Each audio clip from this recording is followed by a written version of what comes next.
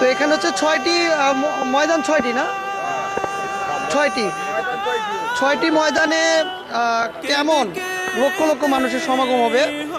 এবং বাংলাদেশের দক্ষিণ অঞ্চলের মানে বাংলাদেশের দক্ষিণ অঞ্চলের সবচেয়ে বেশি লঞ্চ যেখানে আপনার বেশি ভিড়ে সেটা হচ্ছে এই চরমোনাই, মানে শুধু বাংলাদেশ নয়, দক্ষিণ এশিয়ার ভিতরে সবচেয়ে বেশি লঞ্চ ঘাট করে থাকে এই চরমোনাই মাহফিলে।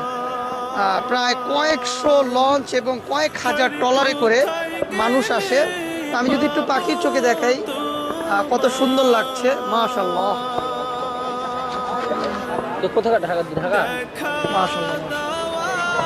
এবং আজকে যেহেতু মানে সব জায়গায় বৃষ্টি হয়েছে, বাট এখানে বৃষ্টি হয়নি। হ্যাঁ, বৃষ্টি হয়েছে, এখানে বৃষ্টি হয়নি। এবং তেমন